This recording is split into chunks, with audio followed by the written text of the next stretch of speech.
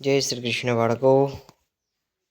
આજનો આપણો ટોપિક છે ગુજરાતી ધોરણ 11 ગુજરાતી વાર્ષિક પરીક્ષાની પેપર સ્ટાઇલ. બરોબર, તો આજે આપણે જોવાના છીએ પેપર સ્ટાઇલ, જેની અંદર આપણે સમય 3 કલાકનો રહેશે. કુલ ગુણ 80 રહેશે. બરોબર, આ આગલા વર્ષે લેવાઈ ગયેલું છે. વાર્ષિક પરીક્ષા 2025નું આ પેપર છે, લેવાઈ ગયેલું છે. આપણો વિષય છે ગુજરાતી, એટલા માટે આની ઉપર વધારે ધ્યાન આપવું જોઈએ. સેક્શન એ અને બી આ તો આપણે આરામથી લખી શકીએ છીએ સાહિત્યમાંથી, પણ જે વ્યાકરણ વિભાગ છે એ બહુ હાર્ડ છે. એટલા માટે હું તમને પેપર સ્ટાઇલ સમજાવીશ કે પેપરમાં કેટલું વ્યાકરણ આવે છે અને કયા કયા પ્રશ્ન કઈથી પૂછાય છે. તો આની અંદર જે પહેલા ત્રણ પ્રશ્ન છે, પહેલો, બીજો અને ત્રીજો. બરોબર, એની અંદર એ છે કે એના ટોટલ માર્ક્સ 3 રહેશે, અને પહેલો પ્રશ્ન, બીજો પ્રશ્ન અને ત્રીજો પ્રશ્ન 3. એ સાહિત્ય, એની અંદર સાહિત્ય પ્રકાર, લેખકનું નામ, પછી તખલ્લુ, કાવ્યનું નામ, આ બધું પૂછાય છે. બરોબર, અને કુલ 3 માર્ક્સનો આ પ્રશ્ન રહેશે અને દરેકનો 1 ગુણ રહેશે. બરોબર, આગળ જઈએ તો 3 વિકલ્પ આવે છે. 3 વિકલ્પમાં આ 3 વિકલ્પ જે આપણું પાઠ્યપુસ્તક છે એના જે પ્રકરણ આપણે કવિતા છે એની અંદરથી પહેલા પૂછાય છે. બરોબર, અને આગળ વાત કરીએ તો એના કુલ ગુણ રહેશે 3. અને આગળની સૂચનાની વાત કરીએ તો એની અંદર કુલ જો એક વાક્યના 2 પ્રશ્ન રહેશે, અને બંને પ્રશ્નના આપણે જવાબ ફરજિયાત આપવાના રહેશે, અને બંનેના ફરજિયાત જવાબ આપવાના રહેશે. એના કુલ ગુણ 2 રહેશે, એટલે કે દરેકનો 1 ગુણ રહેશે. બરોબર, અને એની પછી 9મો અને 10મો પ્રશ્ન છે. 4-5 વાક્યમાં ઉત્તર આપવાના છે, જેના દરેક પ્રશ્નનો 2-2 ગુણ રહેશે, એટલા માટે કુલ 4 ગુણ રહેશે. અને મોટા પ્રશ્નની વાત કરીએ તો એક પ્રશ્ન અથવામાં હશે અને એક પ્રશ્ન, એટલે કે 2 પ્રશ્ન આપ્યા હશે, 2માંથી કોઈ પણ એક લખવાનો છે. એની અંદરથી એક અથવામાં હશે અને કુલ ગુણ 4 રહેશે. બરોબર, હવે ગદ્ય આધારિત વિભાગ. ગદ્ય આધારિત એટલે કે પ્રકરણ, જે પાઠ હોય છે ને એની અંદરથી આ પ્રશ્ન પૂછાય છે. તેની અંદર જે વિભાગ એમાં ભણ્યા એ પ્રમાણે આની અંદર પણ 3, જે સાહિત્ય પ્રકાર છે, લેખકના નામ છે, પછી સાહિત્ય પ્રકાર છે, તખલ્લુ છે, કયા પાઠમાંથી લેવામાં આવ્યો છે, પાત્ર કયા ચેપ્ટરમાં આવે છે, આને તે લખવાનું છે, અને આના કુલ ગુણ 3 રહે છે. બરોબર, આગળની વાત કરીએ તો આની અંદર પણ 3 વિકલ્પ આવે છે. 3 વિકલ્પ આ પ્રકરણમાંથી પૂછાય છે, અને એના આપણને વિકલ્પ આપવામાં આવેલા હોય છે, તેની અંદરથી આપણે જવાબ લખવાનો હોય છે. બરોબર, અને એમાં કુલ ગુણ 3 હોય છે. આગળ વાત કરીએ તો પછી એની અંદર પણ 2 પ્રશ્ન આવે છે, એક વાક્યવાળા, અને એક વાક્યવાળા 2 પ્રશ્ન આવે છે. બરોબર,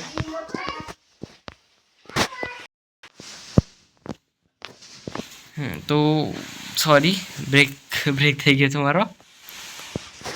આગળ વાત કરીએ તો 4-5 વાક્યના પ્રશ્ન હશે. 4-5 વાક્યના પ્રશ્ન હશે, જે ફરજિયાત લખવાના છે, અને દરેકના 2 ગુણ રહેશે, એટલે ટોટલ 4 માર્ક્સનો આ જે પ્રશ્ન છે એ રહેશે. બરોબર, એટલે કે 2 પ્રશ્ન રહેશે. બરોબર, આગળ વાત કરીએ તો આની અંદર જે પ્રશ્ન છે એમાં 22મો પ્રશ્ન છે એક અથવામાં હશે, અને એટલે કે 2 પ્રશ્ન પૂછાશે, એની અંદરથી એક લખવાનો છે, અને પ્રશ્નના કુલ 4 માર્ક્સ રહેશે. વિભાગ સી, વ્યાકરણ આધારિત વિભાગ. હા, આ વિભાગ આપણા માટે વ્યાકરણ પૂછાય છે. બરોબર, એના માર્ક્સ તો ઓછા હોય છે, અને એની અંદર સ્પષ્ટ અને ભાષા પ્રમાણે લખવું પડે છે. જો માત્ર એટલે કે હસ્વ દીર્ઘમાં પણ થોડી પણ તકલીફ હોય ત્યારે પણ આખો માર્ક્સ જતો રહે છે. બરોબર, તો આની વાત કરીએ તો કુલ આમાં જો આની અંદર જે 5 છે, 5 સમાનાર્થી શબ્દ પૂછાશે, એની અંદર આપણે જોઈન્ટ કરવાના છે. બરોબર, આના માટે ટ્રીક આપું તો વદન માટે, વદન એટલે બોલવું થાય. બોલવું કોણ હોય? ચપળ. અને ચપળ એટલે કેવું હોય? ચપળ એટલે કેવું હોય? ચાલાક, એકદમ એમ બોલ કરતો હોય, ચપળ કરતો હોય. ચકોરનો મતલબ મુખ થાય, અને મુખ એટલે શું થાય? ચહેરો. બરોબર, અને જોબન એટલે યુવાની. બરોબર, હા, તો આ યુવાની, અને યુવાની એટલે શું થાય? યૌવન. બરોબર, સિમ્પલ છે. આનો જવાબ યૌવન. પછી સુવર્ણ એટલે સોનું, અને સોનું એટલે હેમ. ભેરુ એટલે મિત્ર, ગોઠિયો અને સખા.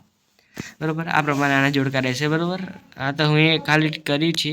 હા, એટલે આની અંદરથી આપણે કોઈ પણ 4 લખવાના છે. 5 આપ્યા હશે, એની અંદરથી કોઈ પણ આપણે 4 લખવાના છે. બરોબર, અને આના કુલ 2 માર્ક્સ રહેશે, એટલે કે અડધો માર્ક્સ રહેશે.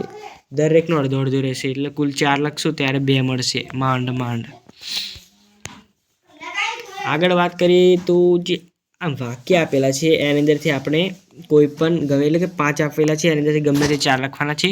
કુલ ગુણ 2 રહેશે, એટલે કે આનો પણ અડધો માર્ક્સ રહેશે. બરોબર, એટલે ટોટલ આપણે 4 લખીશું ત્યારે આપણને 2 માર્ક્સ મળશે પૂરા.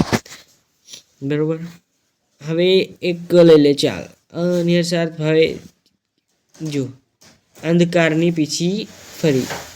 અંધકારની તો અંધકારનું ઉલટું થાય, આઈ મીન કે વિરુદ્ધાર્થી છે, વિરુદ્ધી લખવાનું છે, એટલે છે ને વિરુદ્ધાર્થી થાય છે પ્રકાશ. બરોબર, તો પ્રકાશની પીછી ફરી રહી ન હતી.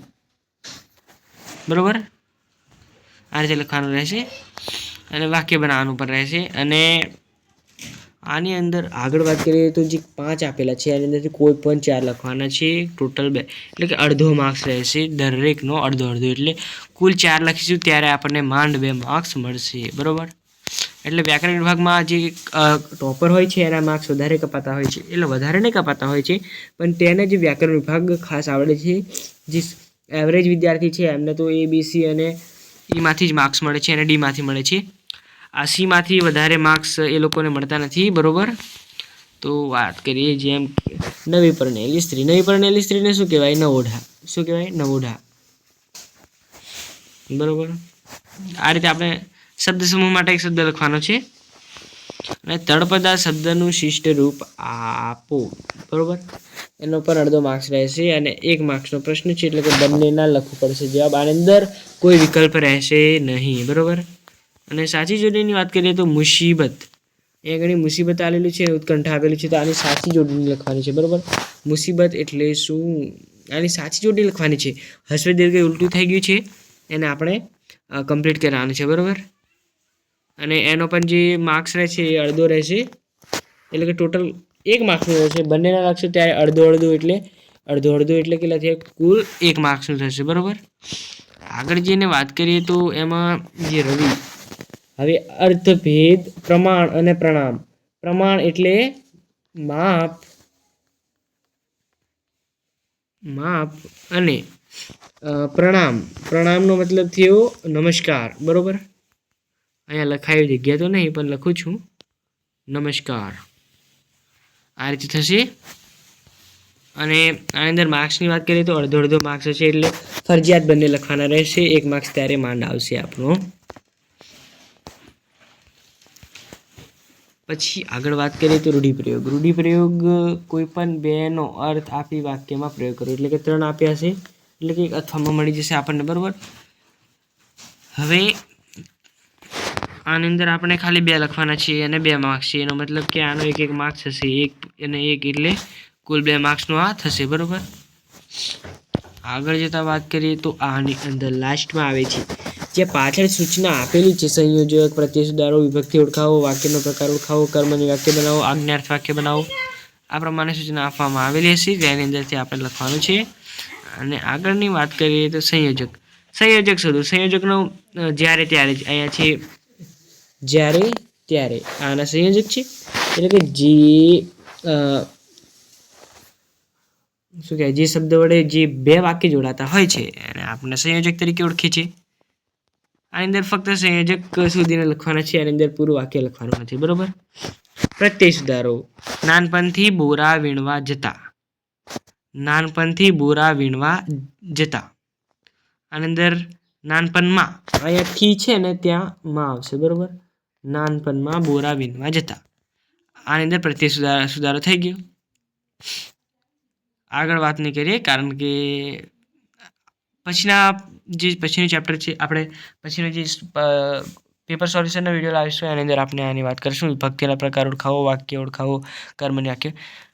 કુલ ટોટલમાં આપણે છે ને આનું ફક્ત પેપર સ્ટાઇલ સમજવાનું છે, એટલે પેપર સ્ટાઇલ સમજીશું. કોઈ પણ 5 આની અંદર આપણને આપવામાં આવેલા છે 1, 2, 3, 4, 5 અને 6. તો 6ના આપણે જવાબ, 6માંથી કોઈ પણ 5ના જવાબ લખવાના છે. 5 માર્ક્સ બેઠા છે, એટલે કે 1 ગુણનો એક આ પ્રશ્ન રહેશે. એટલે કે જે આગળ આપણે પ્રશ્ન અડધા માર્ક્સના આપ્યા એના કરતાં સારો રહેશે આ થોડો ઘણો. અને આની વાત કરીએ તો એક આપણને કાવ્ય પૂછેલો છે, કાવ્ય, જેના કુલ 5 ગુણ રહેશે અને આપણે કાવ્યમાંથી જ આના જવાબ લખવાના હોય છે, એટલે આ સામાન્ય છે બધું. અને જે એક ગદ્યખંડ છે, ગદ્યખંડમાં કુલ 5 માર્ક્સ રહેશે, દરેકનો 1 ગુણ રહેશે અને 5 જે આપણને પ્રશ્ન આપેલા હશે એની અંદરથી આપણે જવાબ લખવાના રહેશે. બરાબર. હા, હવે વાત કરીએ તો આની અંદર ગદ્ય સંક્ષેપીકરણ મોસ્ટ ઓફ કોકને જ આવડે છે, મોસ્ટ ઓફ બધાને આવડતું નથી. અને આની અંદર ગદ્ય શીર્ષક આપવાનું છે, શીર્ષકનો 1 ગુણ રહેશે પ્લસ જે 3 માર્ક્સ રહેશે ને એ આ 3 જે આપણે ત્રીજા ભાગમાં સંક્ષેપીકરણ કરીએ એને 3 માર્ક્સ રહેશે અને શીર્ષકનો 1 માર્ક્સ રહેશે. બરાબર.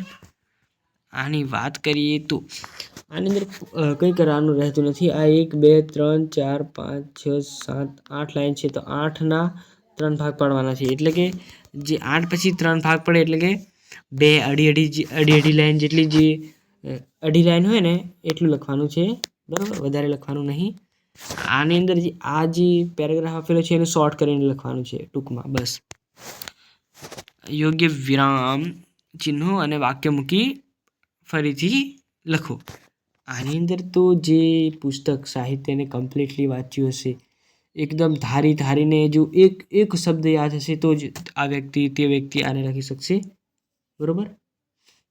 આની વાત કરીએ તો આની અંદર જો મહારાજને ત્યાં એક આ રીતે આવશે, જો અહીંયા 2 આવશે, અહીંયા 1 આવશે, પછી નતા થયા એવું કીધું એટલે અહીંયા પ્રશ્નાર્થ ચિહ્ન મૂકી દેવાનું છે, કાં તો અને પ્રશ્નાર્થ નહીં, ઉદ્ગાર ચિહ્ન. અને આની અંદર મારાથી ખવાયા, અહીંયા પ્રશ્નાર્થ ચિહ્ન. આ બળદ એમ હતા એટલે વેચી દીધા, આ રીતે. બરાબર. આના 2 માર્ક્સ રહેશે. જે આ કિતાબી કેળા હોગા ઉસી કોઈ આએગા એ. અને જો સેક્શન એની વાત કરીએ, લેખન સજ્જતા, આની અંદર તો આપણે ફકરો ભરીને લખવાનું જ હોય છે, પણ આની અંદર 100 શબ્દોમાં વિચાર વિસ્તાર કરવાનો છે. પૂંજે જનો સૌ ઉગ્યો રવિને. બરાબર. પૂંજે જનો સૌ ઉગતા રવિને, એટલે કે જે ઉગતા સૂરજને બધા લોકો પૂંજે છે, એનું જે સંક્ષેપ કરવાનું છે, આપણે સંક્ષેપ નહીં, વિચાર વિસ્તાર કરવાનો છે, સંક્ષેપ નહીં કરવાનો. બરાબર. વિચાર વિસ્તાર એટલે લંબાણપૂર્વક લખવાનું છે આના પર 100 શબ્દોમાં, અને કુલ રહેશે 4. અને જો આગળ વાત કરીએ તો આપણી શાળામાં યોજાયેલ અહેવાલ તો પૂછાય જ છે દર વખતે, અને આ વિચાર વિસ્તાર પણ પૂછાય જ છે અને આ પણ પૂછાય જ છે. એટલે આની અંદર આપણે ધ્યાન આપવાનું છે, કારણ કે અહેવાલ આપણે યોજાયા નહીં હોય ત્યારે પણ આની અંદર તારીખનું ધ્યાન રાખવાનું હંમેશા, અને હંમેશા તે વર્તમાન આપણે ભૂતકાળમાં લખાયેલો હોવા જોઈએ. બરાબર. એની તારીખ, વાર, કયા સમયે યોજાયો હતો, કોણ એના મુખ્ય મહેમાન હતા, આભાર વિધિ, એટલે કે પહેલો ફકરો છે ને સંબોધીને વેલકમ વાળો હોવો જોઈએ, અને એના પછી જે લાસ્ટ પેરેગ્રાફ છે ને એ આભાર વિધિ વાળો હોવો જોઈએ. બરાબર, ટૂંકમાં. અને જે વચ્ચેનો પેરેગ્રાફ છે, બીજો પેરેગ્રાફ, એની અંદર જે પ્રોગ્રામ હતો એને અનુલક્ષીને લખવાનું છે બધું. બરાબર. હવે 8 માર્ક્સનો નિબંધ પૂછાય છે. 8 માર્ક્સનો નિબંધ પૂછાય છે. એમાં આપણને 3 નિબંધ આપવામાં આવેલા હોય છે, 3 અથવામાં, એટલે 3માંથી કોઈ એક લખવાનો હોય છે. આની અંદરની વાત કરીએ તો જનનીની જોડ એટલે કે માતા વિશેનો એક પૂછાય છે. પછી મોબાઈલ અભિશાપ કે વધારે ટેકનોલોજીને લગતા ટૂંકમાં પૂછાય છે. અને એક પ્રશ્ન શહેરી જીવનની સમસ્યા, દુષ્કાળ, ગ્રામ્ય જીવનની મજા, પ્રવાસ, આવું કંઈક હોય છે. એટલે ટૂંકમાં આ 3માંથી એક તો આપણને આવડતો જ હોય છે એટલે લખવાનો છે, અને આને પેરેગ્રાફ પૂરેપૂરો લખવાનો છે. થેન્ક યુ, તમારો આભાર. ચેનલમાં નવા હોય તો સબસ્ક્રાઈબ કરી લેજો, વિડીયોને લાઈક કરી દેજો. Thank you.